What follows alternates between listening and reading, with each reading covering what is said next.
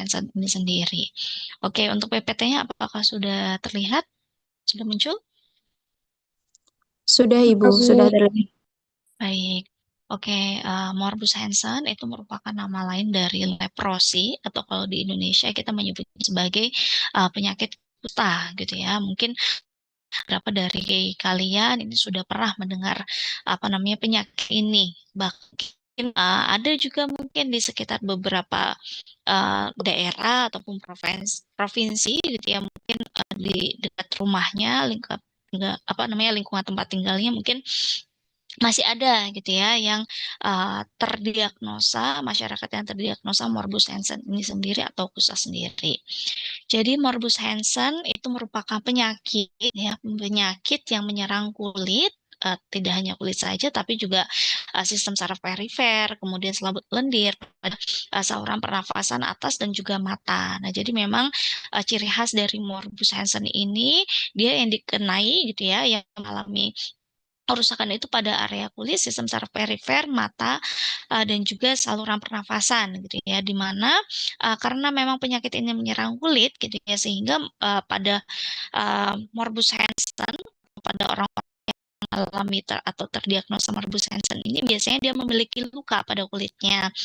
Begitu juga ada permasalahan pada sistem saraf sensorisnya, kemudian permasalahan pada uh, ototnya gitu, biasanya terjadi weakness ataupun kelemahan, dan juga pada beberapa kasus gitu ya pada morbus Hansen ini dia sering menyebabkan atau menimbulkan terjadinya mati rasa ya.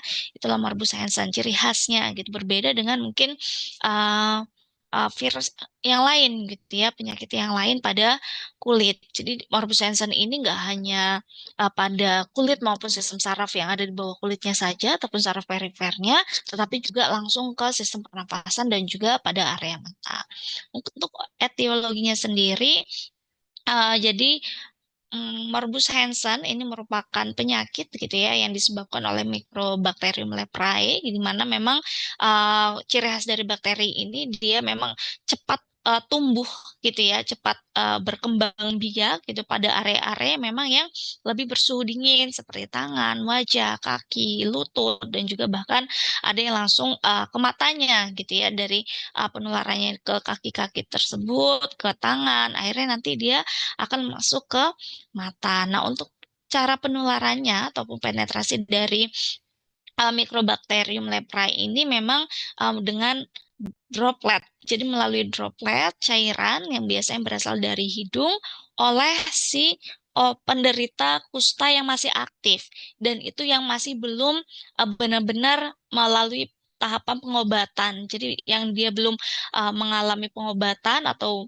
melalui tahap pengobatan atau belum diobati gitu ya. Jadi memang ketika droplet ini ternyata mungkin terkena oleh orang lain, ini sangat beresiko untuk menular. Nah, tapi memang untuk penetrasi ataupun penularan dari Mycobacterium leprae ini pada seseorang itu nggak mudah. Jadi ketika misalkan kita batuk, gitu, mungkin virus ataupun flu gitu ya, influenza ini kan cepat sekali menular. Atau misalkan yang COVID gitu ya, yang kemarin COVID-19. Nah, tapi pada leprae ini dia nggak langsung gitu ya, untuk penetrasi dari mikrobakterium ini sampai dia masuk ke dalam sel kulit, kemudian ke saraf perifer maupun ke mukosa yang lainnya, ini membutuhkan waktu yang cukup lama dan cukup intens. Jadi meskipun hanya sekali misalkan, atau mungkin nanti ketika kalian dapat penempatan gitu ya waktu untuk stasi tegumen misalkan di rumah sakit kusta, jadi jangan takut selama kita misalkan menggunakan hazmat, menggunakan APD yang lengkap gitu ya, mungkin mungkin mulai dari handscoon dan juga masker, karena memang itu sudah menjadi wajib gitu ya untuk menggunakan APD ketika kita menangani pasien-pasien kusta. Nah, tapi meskipun mungkin di situ kita mungkin ada keterbatasan gitu ya, mungkin tidak ada hazmat gitu ya, mungkin ada juga lupa bawa masker gitu, selama mungkin tidak ada droplet yang tersentuh dan juga mungkin itu tidak setiap hari gitu ya, insya Allah masih aman. Nah, tapi memang ada beberapa gitu ya, mahasiswa biasanya itu memang mereka ketakutan, jadi memang setiap hari itu mereka selalu mencuci baju ini ya, baju putih birunya gitu ya, ataupun misalkan baju okanya. Jadi mereka selalu tiap hari itu ganti seragam. Bahkan ketika misalkan eh, waktu stasiun Tegumen itu karena saking takutnya gitu ya, parnonya gitu. Jadi mereka tuh sampai beli seragam lagi gitu. Kalau untuk kakak-kakak kalian ada yang seperti itu ketika saya supervisi ke rumah sakit Kusta tersebut. Jadi memang untuk apa namanya, ketika penanganan, ketika pelayanan itu harus lebih siap gitu ya, harus lebih terlindungi ketika kita pasiennya ini adalah uh, pasien dengan diagnosa kusta gitu. Nah, jadi penyakit ini tidak mudah ditularkan, tapi memang tetap kita harus waspada dan juga menjaga ketika kita bertemu itu jangan sampai terkena dropletnya. Karena apalagi kalau kita tidak tahu riwayat pengobatannya. Kalau misalkan ternyata dia sama sekali belum pernah diobati, gitu ya, berarti kan belum pernah ada obat yang masuk. Nah, itu untuk penularannya pun sangat tinggi nih, dengan yang pasien yang memang dia sudah pernah atau sudah berada dalam tahap pengobatan. Nah, untuk patologinya, jadi memang bakteri dari Mycobacterium leprae ini dia menyerang dari sel saraf ini ya, pada sel swan, pada saraf, kemudian menyebabkan kerusakan lapisan dinding saraf, kemudian akhirnya kerusakan saraf itu terjadi gitu ya, di mana seiring waktu penderita dapat kehilangan rasa, mengalami kelemahan otot, dan juga perubahan pada jaringan tubuh yang dapat menyebabkan luka, mungkin kontraktur ataupun apa namanya pemendekan otot, kemudian menyebabkan terjadi kekakuan sendi dan juga deformitas ataupun perubahan bentuk tubuh gitu ya. Tapi memang pada setiap penderita kusta itu untuk gejalanya ataupun permasalahan yang dialami itu berbeda-beda. Karena untuk kusta sendiri itu ada banyak jenisnya, ada banyak klasifikasinya, tergantung dia tipenya apa. Nah, tapi memang selama ini yang ditemukan memang di lapangan itu juga berbeda-beda. Ada yang misalkan dia pada kusta itu hanya yang mengalami kerusakan pada kulitnya saja. Jadi adanya eritem gitu ya pada kulit-kulitnya, dan ciri khasnya ini memang pada kusta ini memang dia kemerahan, tapi itu di kayak ada eh, berbulu-bulu gitu ya. Jadi kayak kemerahannya itu bukan seperti kita kena radioterapi atau misalkan sinar matahari yang eritem gitu ya. Tapi ciri khasnya itu dia biasanya agak bersisik dan kasar untuk kulitnya. Itu ciri khas dari kusta sendiri. Nah, berikut adalah epidemiologi pada kusta yang ada di Indonesia gitu ya. Jadi memang Indonesia ini kalau misalkan secara dunia, Indonesia ini masih berada pada urutan ketiga negara yang penduduknya masih tinggi untuk angka terjadinya penyakit kusta ini sendiri. Jadi memang Indonesia ini berada di bawah India dan Brazil gitu ya. Jadi kalau misalkan secara global, memang yang paling banyak itu kusta ini masih banyak di India dan juga Brazil. Dan tapi ternyata Indonesia ini berada di urutan ketiga gitu. Sedangkan negara-negara lain itu mereka sudah berada di tahapan yang bahkan mungkin free gitu ya dari penyakit morbus Hansen.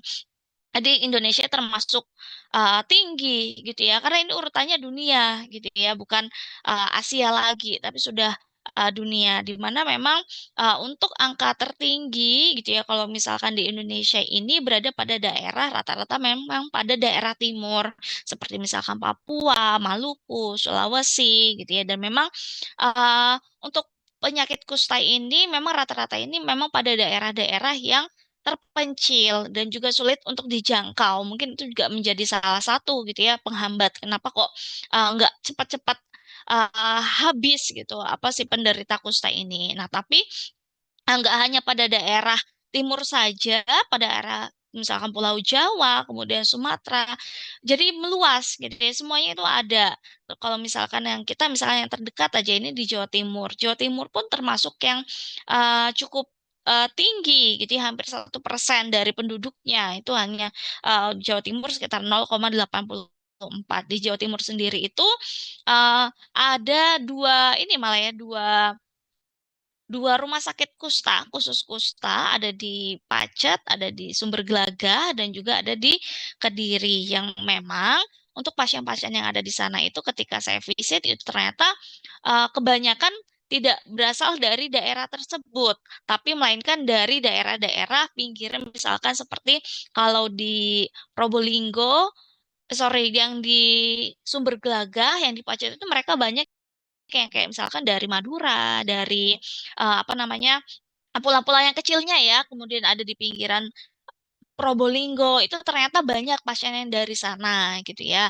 Nah mungkin untuk orang apa yang di sini yang mahasiswanya berasal dari daerah sana mungkin sudah nggak asing lagi gitu ya. Mungkin apa namanya dengan penyakit kusta ini mungkin sudah pernah mendengar gitu ya atau bahkan pernah melihat gitu. Karena memang khususnya misalkan yang di Mojokerto sendiri, terutama yang pada Pacet, jadi memang mereka itu ada kampung kusta sendiri. Jadi memang biasanya memang pada penderita kusta atau pasien-pasien kusta ini mengalami ini ya, apa namanya, eh, ada gangguan di sosialnya, gitu ya, kehidupan sosialnya. Karena biasanya mereka itu langsung menarik diri karena mereka mungkin minder atau bahkan mungkin dari stigma masyarakat di sekitarnya yang menganggap bahwa, kalau kusta itu udah kayak penyakit kutukan, gitu kan.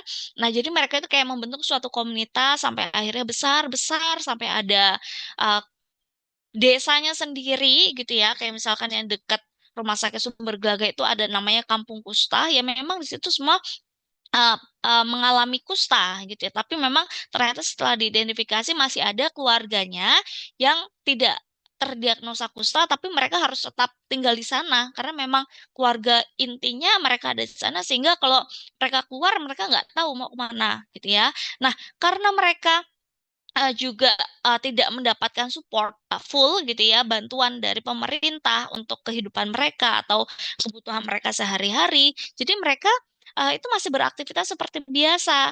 Mereka masih bekerja, mereka masih sekolah gitu kan, mereka harus mencari nafkah dengan berbagai macam pekerjaan yang ketika misalkan untuk pekerjaan yang mungkin seperti guru itu tidak mungkin. Jadi mereka tuh lebih banyak pekerjaan yang wira swasta. Jadi mereka banyak yang kalau di sekitar rumah sakit Kusta yang di Sumber Gelaga itu banyak yang membuka bengkel, katanya juga bahkan ada yang jualan gitu ya, masakan gitu ya. Jadi kayak buka warung makan. Nah, itu kadang-kadang makanya mahasiswa profesi yang dapat di Kusta itu, rumah sakit Kusta itu mereka kalau sudah makan, dapat warung makan, sudah satu, memastikan itu tidak bukan pemiliknya, bukan pasien dengan diagnosa kusta, gitu. Ya udah mereka katanya sebulan itu ya makanya cuma di situ, gitu ya. Karena mereka nggak berani untuk ke mana-mana. Takutnya ternyata penjualnya ini adalah dengan diagnosa kusta gitu. Nah, mereka separuh itu gitu ya. Jadi memang kita setakut itu dengan penyakit ini sehingga memang itu yang akhirnya bisa menyebabkan kenapa kok angka eliminasi pasien dengan diagnosa kusta ini masih sangat uh, minim gitu ya.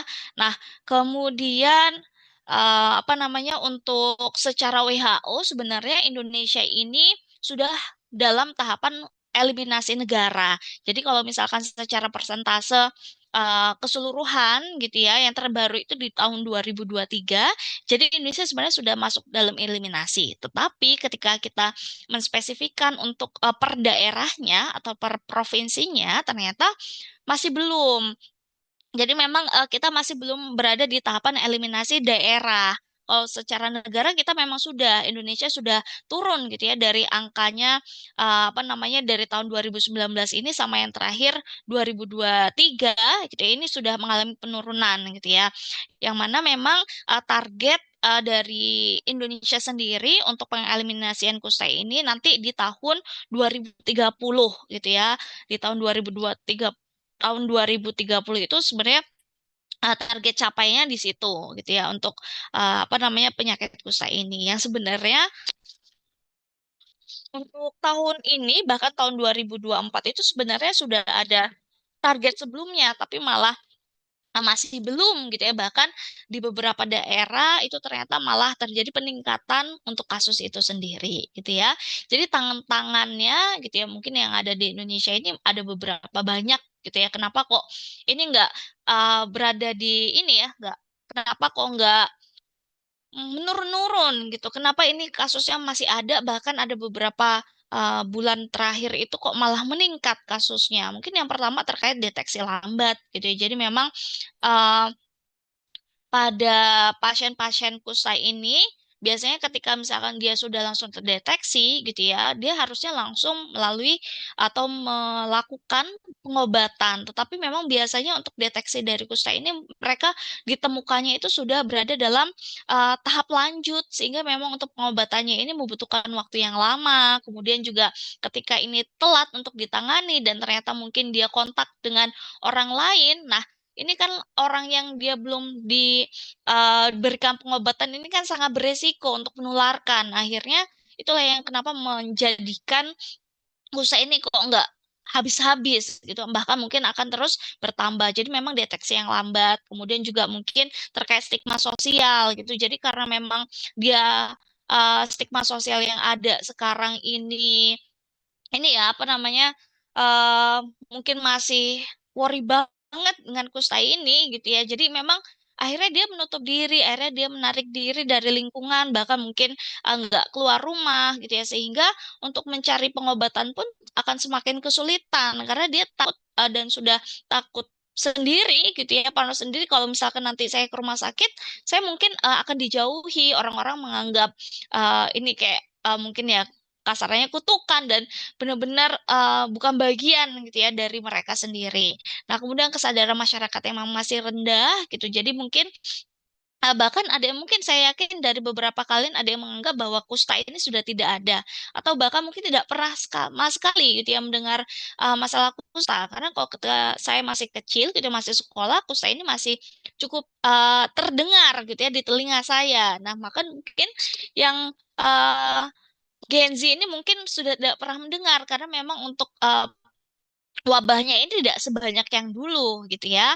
Nah, kemudian mungkin selain kesadaran masyarakat yang rendah tadi juga untuk area endemisnya ini di Indonesia memang khususnya ini memang berada pada daerah-daerah yang memang sulit untuk dijangkau. Misalkan seperti di pulau-pulau, biasanya pulau-pulau kecil kayak misalkan Bali itu banyak tuh di Nusa Penida. Kita tahu Nusa Penida itu daerah wisata yang bagus gitu ya, pulaunya bagus, pantainya bagus gitu kan. Tapi ternyata di Nusa Penida itu ada satu sisi yang ternyata masyarakatnya ini masyarakat atau kampungnya ini kampungnya semuanya penyakit dengan penyakit kusta gitu ya. Begitu juga ya kalau akhirnya kan kayak gitu kan nggak terjangkau gitu ya oleh masyarakat atau bahkan mungkin pemerintah daerah sekitar karena mereka untuk menyeberang pulau pun untuk mendapatkan pengobatan mereka nggak berani, mereka takut gitu ya dan mereka malu, mereka lebih ke malunya daripada mereka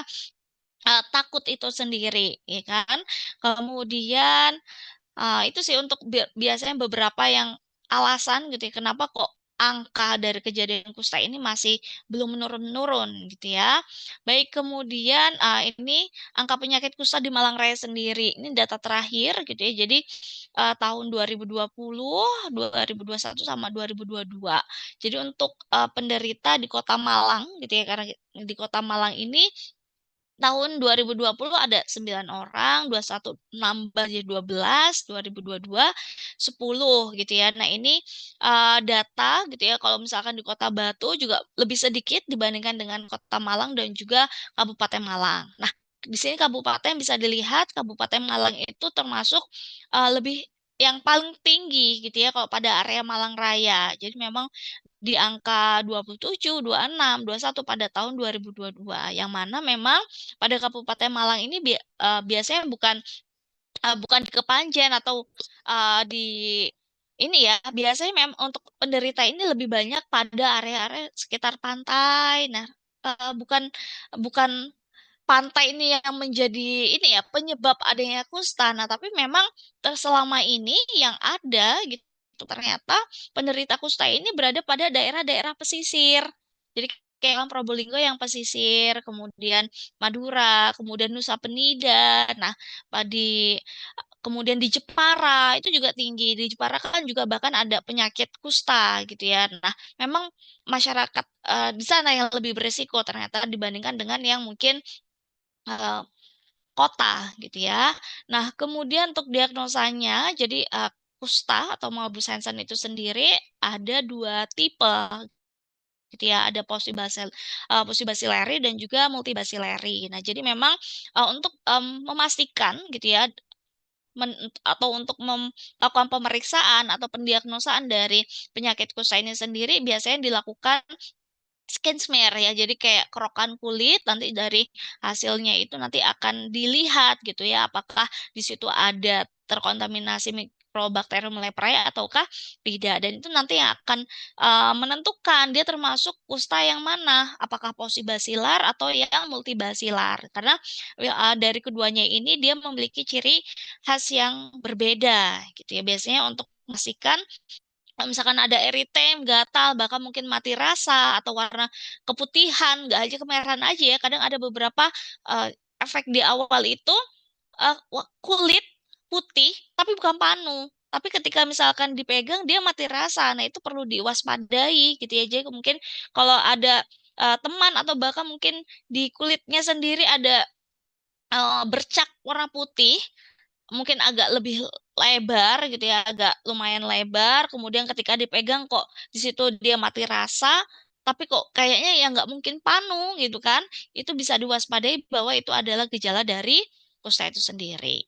Nah, kemudian nah ini contohnya gitu ya. Jadi memang pada eritem ataupun kusta biasanya itu dia memang nggak hanya kemerahan yang seperti kita terpapar sinar matahari gitu. Jadi memang kasar untuk apa namanya eritemnya tersebut. Nah, ini contohnya dan ini sudah termasuk yang parah gitu. Biasanya memang di awal-awal pada penyakit kusta itu diawali dengan adanya kemerah-merahan pada kulit atau pada beberapa memang bukan warna merah tapi warna putih gitu dan warnanya itu kayak bentuknya itu kasar ya, tapi ketika dipegang sebenarnya dia sudah mati rasa di situ. Karena kan memang untuk bakteri ini kan memang menyerang dari sistem saraf perifernya. Nah, ini untuk tipenya, tadi untuk tipe 1 basilar. Jadi kalau basilar itu bercaknya warna putih, jadi seperti panu di ada biasanya berada pada 1 sampai 5 tempat gitu. Jadi meskipun satu itu sudah ada resiko atau mungkin bahwa apakah mungkin busa posisi ler kah atau mungkin itu adanya ego ataupun uh, kelainan kulit lainnya gitu ya. Nah, tapi ciri khasnya memang permukaannya bercak kering kasar, tidak. Nah, di pada area yang bercak putih itu dia tidak ada rambut yang tumbuh gitu ya. Kalau misalnya kulit kan kita kan ada folikelnya, kemudian ada ini ya apa rambut-rambutnya ya kan. Nah, tapi kalau misalnya pada Morbus Hansen itu yang di kulitnya yang kasarnya itu, yang bercaknya itu dia tidak ditumbuhi lagi rambutnya gitu ya. Jadi sudah tidak ada rambut. Kemudian ketika misalnya kita beraktivitas kok di situ nggak ada keringat yang keluar dari situ gitu ya. Karena memang untuk pori-porinya kan sudah tidak terlihat gitu ya, lebih kayak ke permukaan kulit yang kasar dan juga lesinya biasanya hanya pada satu saraf saja. Nah, kemudian untuk hasil pemeriksaan bakteriologinya pada tipe Posibasilar ini negatif dan dia tidak menular. Jadi untuk yang tipe Posibasilar ini dia tidak menular gitu ya, tapi memang ketika misalkan ini tidak segera ditangani gitu ya, dia akan bisa berubah lagi nih jadi tipe 1 dia bahkan bisa menjadi ke tipe yang multibasiler kalau misalkan memang ternyata benar-benar tidak pernah ditangani. Nah, sedangkan untuk tipe 2 multibasiler ini kusta yang punya ataupun dengan ciri khas bercaknya ini ada banyak gitu ya. Jadi kalau misalkan yang posibasiler tadi 1 sampai 5 bercak aja, sedangkan kalau misalnya multibasiler ini dia banyak untuk bercak-bercak dari keputih-putihan atau kemerah-merahannya, di mana pada multibasiler sudah terjadi kerusakan dan penebalan pada beberapa saraf, gitu ya. Kalau misalnya tadi paus itu hanya satu, dan hasil skin smear-nya, gitu ya, untuk tadi kan sudah ada kerokan kulit, kemudian dilihat, gitu ya, dengan mungkin dengan mikroskop gitu dilihat bahwa ternyata untuk bakteriologinya ini ternyata yang tipenya ini positif dan dia sangat menular. Nah, ini yang perlu diwaspadai untuk yang tipe multibasiler ini. Nah, ini contohnya gitu ya.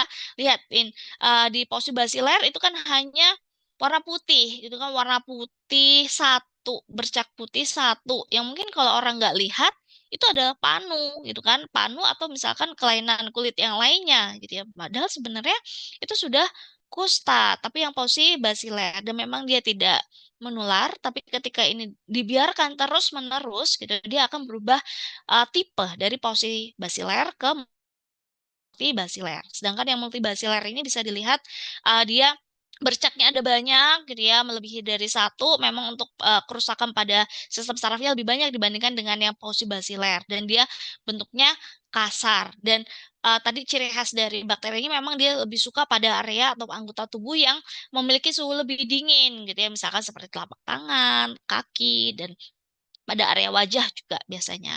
Nah, ini contohnya untuk yang multibasiler.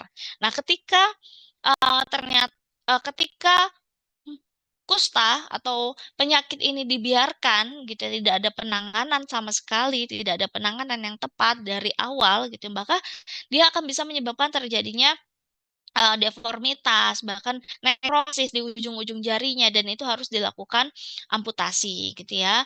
Jadi biasanya pada beberapa kasus pun gitu dia juga akhirnya komplikasinya ke ulcer diabetes, ke ulkus dia ulkus dekubitus gitu ya. Jadi biasanya ada beberapa yang memang akhirnya bisa ke penyakit kulit yang lainnya. Salah satunya memang yang sering terjadi itu yang ulkus dekubitus biasanya disertai dengan itu gitu ya. Nah, ini contoh dari kusta.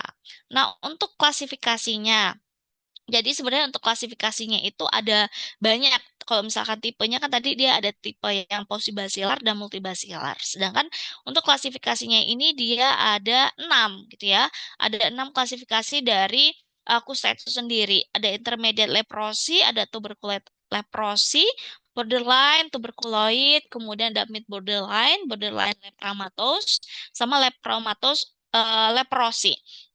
Nah, kalau misalkan intermediate leprosy, jadi ini memang yang paling rendah untuk tingkatan kusta yang paling rendah, di mana dia pada intermediate leprosy ini ketika sudah terdiagnosa misalkan ya intermediate leprosy dia masih bisa sembuh sendiri gitu ya. Tapi ketika memang ternyata dia masih tetap dapat eh, mungkin masih ketularan dari yang lainnya gitu akhirnya waktunya dia untuk proses untuk sembuh tapi bakteri ini dia terkontaminasi bakteri terus, ya akhirnya dia bisa menjadi yang lebih parah gitu ya.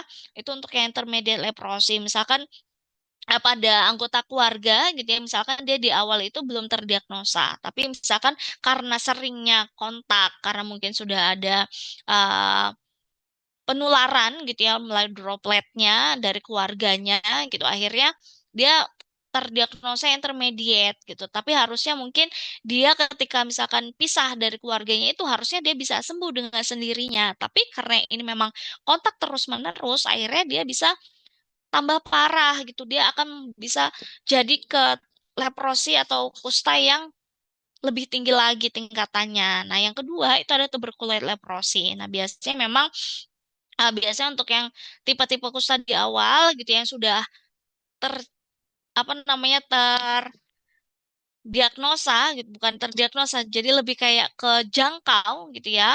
Nah, biasanya rata-rata pasien ini sudah masuk semuanya itu berada di tahapan tuberculosis leprosi gitu. Jadi yaitu karena memang untuk ininya ya apa namanya deteksinya itu memang dia sangat lambat. Bahkan mungkin ketika ada ciri khas dari yang aposibasilar dengan yang intermediate leprosi ini mereka masih kayak mengabaikan. Ah, masa iya ini kusta gitu kan.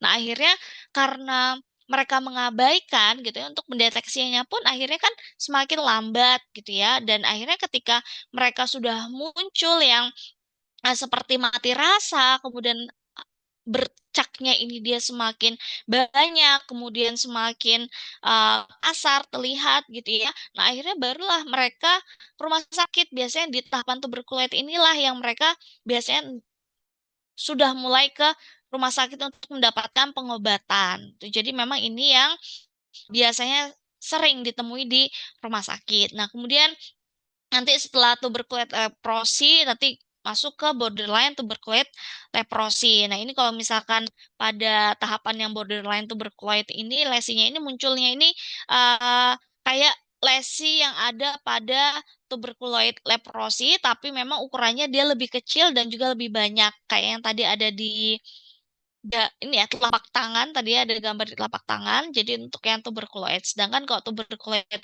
leprosi itu biasanya yaitu apa namanya bercaknya itu dia lebih besar dan juga tidak sebanyak yang borderline.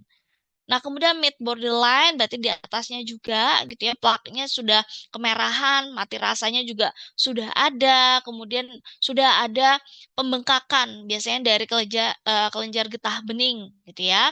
Ini untuk yang mid borderline leprosy ini bisa sembuh, bertahan ataupun berkembang jadi kusta yang lebih parah tergantung dari bagaimana sih pengobatan yang mereka terima.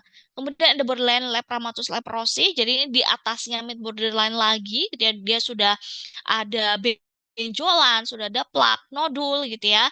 Nah mungkin uh, ada beberapa ya, kalau misalkan saya sendiri gitu ya, masih beberapa beberapa kali menemui uh, seseorang gitu ya dengan tipe yang borderline lepramatus. Jadi kayak pada mukanya atau pada kulit-kulitnya bukan pada kulitnya, ya, pada mukanya, pada tangannya, pada badannya, itu sudah ada nodul-nodul. Jadi sudah ada banyak benjolan, kayak kutil tapi dia besar dan banyak gitu ya. Mungkin salah satu dari kalian sudah pernah melihat gitu ya, mungkin di pinggir jalan gitu ya, atau bahkan mungkin ada tetangga yang seperti itu yang nggak tahu ternyata kok itu termasuk yang kusta gitu dan karena memang mereka harus bertahan hidup gitu ya. Jadi memang pada yang ini ya mereka tetap bekerja seperti biasa, mereka tetap mungkin kalau mereka secara ini ya mentalnya juga kuat, mereka tetap bersosialisasi dan sebagainya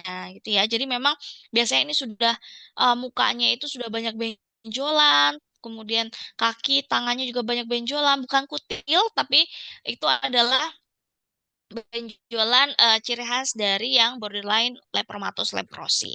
Dan yang paling parah gitu, paling tinggi untuk tipe dari leprosi ini adalah yang lepromatus leprosi. Biasanya untuk lepromatus leprosi ini selain tadi ciri-cirinya yang ada uh, di seperti yang di bawahnya gitu ya, mulai dari borderline sampai yang intermediate. Nah, untuk lepromatus leprosi ini dia sudah mulai kayak ke rambut yang rontok, kemudian adanya weakness, bahkan ada yang sampai ke nekrosis dan juga mulai nih kayak ketika nekrosisnya semua lukanya itu tidak dapat diobati, bahkan kayak jari-jarinya ini maaf bisa kayak putus sendiri gitu ya tanpa adanya tindakan amputi pun mereka akhirnya saking sudah ini ya mereka langsung putus sendiri untuk anggota badannya. Nah, ini contohnya untuk tuberkulosis leprosi gitu ya. Ini yang biasanya mulai mereka ke rumah sakit untuk mendapatkan pengobatan gitu ya. Ini untuk yang lepromatus leprosi gitu ya untuk tipe kusta yang paling tinggi gitu ya dilihat bahwa sudah ada deformitas dan area tubuhnya pun sudah saya kan sudah banyak pasti sudah banyak untuk berkecak-bercaknya. Nah, pada kusta gitu ya pada seseorang dengan diagnosa kusta itu ketika di awal dia akan mendapatkan uh, akan memunculkan suatu reaksi. Nah, memang setiap tipe ataupun klasifikasi dari kustanya itu sendiri, dia akan memunculkan reaksi yang berbeda. Ada dua reaksi kusta, gitu ya. Ada tipe 1 dan juga tipe 2. Nah, kalau misalkan tipe 1 ini biasanya disebabkan karena peningkatan respon imun. Reaksi ini memang muncul biasanya ketika dia sudah mendapatkan obat atau penanganan atau pengobatan gitu ya. Sebabkan karena peningkatan respon imun selulernya berupa reaksi hipersensitivitas tipe lambat gitu terhadap si antigen Mycobacterium leprae ini baik itu di saraf dan juga di kulit gitu ya. Reaksi ini merupakan akibat dari perubahan keseimbangan antara sel mediated immunity dengan si basil si mikrobakteriumnya itu sendiri. Nah, terjadi saat dalam 6 bulan pertama masa pemberian multi drug treatment yang terdiri dari obat antiinflamasi, non-steroid, kemudian ada kombinasi juga biasanya kalau misalkan sudah sangat parah gitu ya, bahkan diberikan obat kortikosteroid. Nah, jadi memang reaksi tipe kusta, reaksi kusta itu biasanya memang muncul setelah dia mendapatkan pengobatan. Ciri khasnya dari tipe reaksi kusta tipe 1 ini ada ciri-ciri inflamasi ya kan, ada tumor, rubor, kalor, dolor, kemudian uh, biasanya juga disertai dengan demam dan juga biasanya ada gangguan saraf seperti misalkan parestesi. Biasanya pada beberapa pasien gitu ya yang sudah pernah ditemui gitu memang biasanya ada beberapa yang mengalami parestesi itu sendiri. Nah, hasil akhirnya tergantung. Kalau misalkan ternyata dia ada peningkatan respon CMI-nya gitu ya terhadap antigen Mycobacterium leprae ini, dia nanti akan masuk ke bentuk yang klinis tuberkuloid gitu ya. Jadi memang yang masih bisa disembuhkan gitu ya, tipe yang tuberkuloid. Nah, tapi kalau misalkan ternyata dari setelah pengobatan dan ternyata respon imunnya ternyata tidak sebagus yang seperti seharusnya, nah maka dia bisa bahkan semakin parah gitu. Dia bisa mengarah ke bentuk klinis kusta yang lepromatosa. Nah, sedangkan untuk reaksi kusta yang tipe 2 ini sering disebut sebagai erythema nodosum leprosum gitu ya. Ini sering disertai dengan gejala sistemik seperti demam dan adanya peningkatan respon imun humoral. Nah, jadi biasanya ketika setelah minum obat gitu ya atau beberapa kali minum obat biasanya mereka efeknya itu langsung demam gitu ya untuk yang reaksi tipe 2 itu sendiri. Nah, kemudian untuk manifestasi klinis dari morbus Hansen atau leprosi ini yang pertama mati rasa, baik itu sensasi terhadap perubahan suhu, sentuhan, tekanan ataupun rasa sakit gitu ya. Kemudian biasanya disertai dengan bercak putih ataupun kemerahan, luka yang tidak kunjung sembuh, adanya weakness bahkan sampai ke plegia ya sampai kelumpuhan terutama pada area kaki dan juga tangan, kemudian bahkan mungkin sampai kehilangan alis dan bulu mata, hilangnya jari jemari gitu ya karena sudah mati gitu ya, sudah nekrosis sampai dia menghilang sendiri tanpa adanya amputi gitu ya, dan juga terakhir deformitas terutama untuk yang tipe lepramatus. Nah, komplikasinya, nah itu biasanya karena memang bisa sampai ke mata, area mata, sehingga menyebabkan terjadinya kebutaan ataupun glukoma gitu ya, pendarahan pada area mata, kemudian bahkan kalau sampai ke uh, organ visceral, sampai ke gagal ginjal, bahkan mungkin kalau laki-laki bisa disfungsi ereksi, bahkan kemandulan gitu. Kemudian perubahan bentuk wajah, kerusakan permanen pada bagian dalam hidung gitu ya, gangguan pernafasan, kemudian pada kerusakan pada area otak, saraf tulang belakang, bahkan termasuk lengan, tungkai, kaki, dan juga telapak kaki. Dan yang pasti kalau misalkan yang sudah lepromatos, leprosi, memang biasanya ada cacat progresif gitu ya, mulai dari dia kehilangan alisnya, kemudian pada jari kakinya, sampai bahkan ke hilangan gitu, mulai dari deformitas, kemudian sampai ke hilangan gitu ya, sampai kehilangan jari kakinya. Nah, untuk penata laksanaannya, nah biasanya memang untuk yang mendapatkan perawatan atau penanganan atau pelayanan gitu ya untuk fisioterapinya ini memang biasanya yang sudah tidak benar-benar aktif gitu. Nah, biasanya karena memang pada penyakit kusta itu ada beberapa permasalahan manifestasi klinis seperti deformitas, kemudian mungkin ada parestesi gitu ya, mungkin dan pada lukanya itu ada beberapa yang merasakan nyeri gitu ya. Nah, sehingga di situ pasien bisa mendapatkan penanganan fisioterapi mulai dari perawatan luka meskipun ketika di rumah sakit gitu ya meskipun di rumah sakit kusta kita tidak fokus ke perawatan lukanya gitu jadi ada bagian sendiri.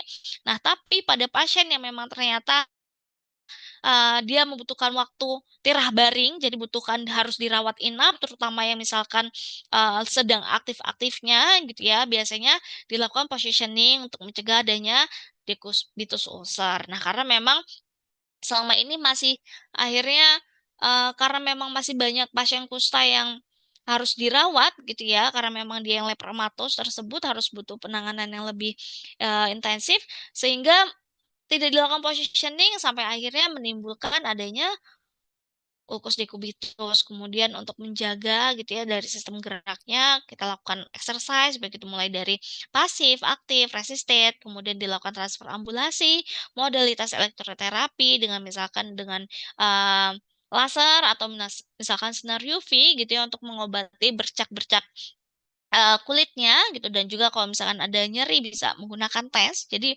bisa juga gitu ya diberikan tes, dan yang terakhir adalah edukasi untuk selalu menjaga kebersihan kulitnya gitu, selalu menggunakan lotion. Jadi boleh diberikan lotion gitu ya supaya tidak kering sehingga tidak semakin gatal dan juga nyeri. Nah, ini ada beberapa jurnal gitu ya terkait leprosi ini sendiri gitu ya, terkait efek exercise gitu dan juga penggunaan insol ya. Yang pertama pada pasien leprosi gitu ya, pada pasien leprosi eh, insol pada sepatunya ya atau sandalnya. Kemudian ada juga efek dari active resistant exercise pada pelantar ulcer gitu yang terjadi pada pasien leprosi. Nah, jadi memang pada pasien leprosi atau kusta ini memang banyak sekali yang terjadi komplikasi adanya ulcer, ulcer baik itu ulcer dekubitus ya kan, ataupun ulcer yang disebabkan karena si leprosinya itu sendiri. Nah, terakhir kalau misalnya ini yang di Bali, jadi ini di rumah sakit Klungkung gitu ya, di mana memang pada rumah sakit Klungkung itu meskipun dia bukan rumah sakit khusus kusta, ternyata memang pada rumah sakit Klungkung itu yang ada di Bali ternyata lebih banyak juga, masih banyak pasien dengan diagnosa kusta, dan dia katanya ketika jadi kan kita juga ada ini ya kerjasama di sana, jadi ada mahasiswa profesi yang praktek di sana, dan ketika saya di sana supervisi gitu ya untuk stase integumen, ternyata laporan dan juga info dari clinical edukatornya, jadi dari CA yang ada di sana, jadi dikatakan, diinfokan bahwa ternyata setiap hari Minggu gitu ya mereka itu nggak hanya fisioterapi aja, tim nakes, jadi ada tim nakes khusus, tim kesehatan, tenaga kesehatan khusus mulai dari dokter, perawat dan juga fisioterapi itu setiap minggu itu mereka harus menyeberang ke Nusa Penida. Mereka menyeberang untuk memberikan perawatan atau pelayanan kesehatan ke masyarakat kusta yang ada di sana.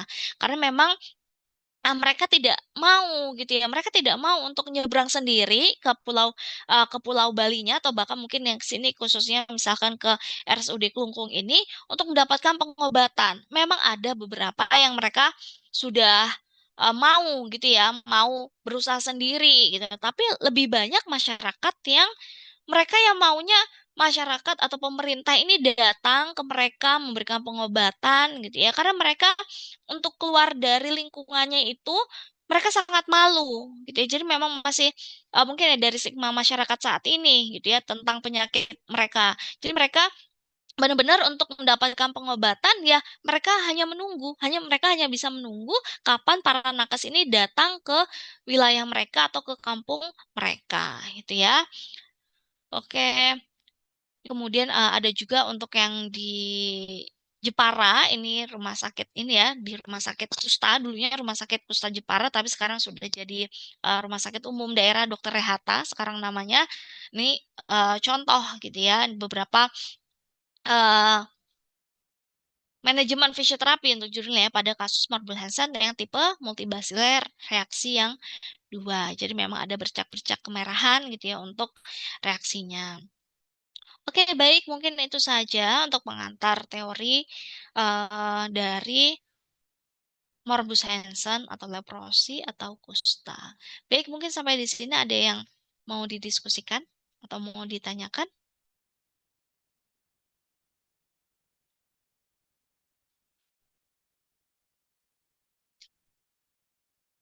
Mana? Apakah dapat dipahami?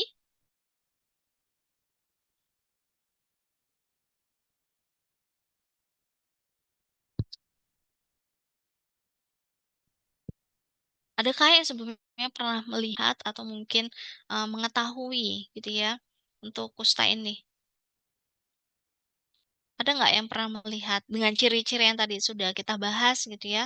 Mungkin yang nggak hanya bercaknya aja, tapi biasanya yang sudah keluaran, mereka yang sudah berani keluar itu malah yang sudah lansia, biasanya yang sudah ada nodul banyak di uh, wajahnya, gitu ya, kulitnya, di kaki tangannya, gitu. Ada nggak?